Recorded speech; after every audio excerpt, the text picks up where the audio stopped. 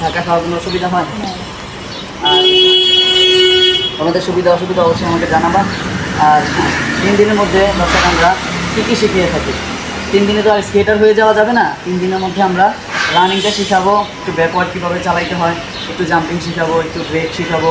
যেমন মনে করেন আপনি আপনার এলাকায় চালাতে পারবেন, চালাতে গিয়ে পড়বেন না, এই কন্ট্রোলিংগুলো আমরা এনে দেবো। তো আমরা তো আর 3 দিনে আপনাকে পরিপূর্ণ পারবো না, পরিপূর্ণ আমি নিজেও এখন হতে পারি নাই। আপনাদের কীভাবে করবো, আপনাদের দোয়া এগিয়ে যেতে চাই। আর তারপরে তোমাকে অনেক ধন্যবাদ আমাদের ক্লাবের পক্ষ থেকে, অসংখ্য ধন্যবাদ।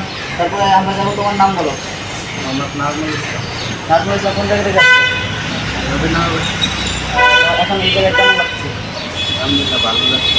তো এখন আমাদের সাথে ওরা কিন্তু যাবে ইনডোর স্টেডিয়ামে, ওখানে ট্রেনিং করাবো ওখান থেকে। এবং আমরা কিন্তু তোমাদেরকে কয়বেলা ট্রেনিং করি এখানে কোর্সে? 3 বেলা।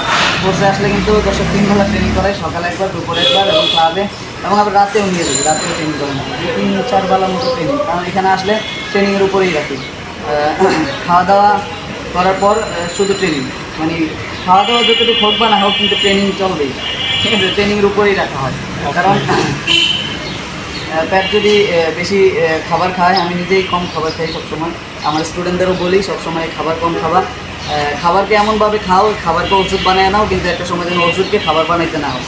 কিন্তু একটা সময় ওষুধকে মানুষ খাবার কীভাবে বানায় দেখেন, যারা 80-90 বছরের মুরব্বী আছে তারা কিন্তু দেখা যায় অনেকে একটুগুলো করে ট্যাবলেট খায়, ওষুধ খায়, অনেক মেডিসিন খায়, যার জন্য এমনি ওখানে পেট ভরে যায়।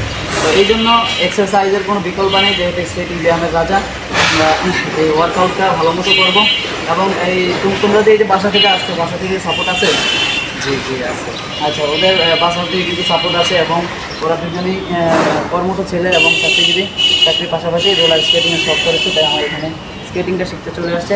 তো আমি ওদেরকে সর্বোচ্চটা দিয়ে শেখাবো।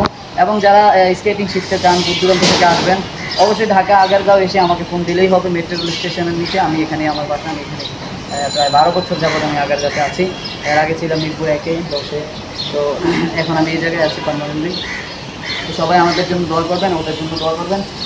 নেক্সট ভিডিওতে দর্শক আপনাদের সাথে দেখা হবে। অনেকদিন ভিডিও ছাড়া হয়নি, কিছু মনে করবেন না, এখন থেকে রেগুলার আবার আপলোড হবে। তো দর্শক ভালো থাকবেন, সুস্থ থাকবেন, দেখা হবে নেক্সট ভিডিওতে। তো বাই বাই দিয়ে দাও, ওদের জন্য দোয়া করবেন যেন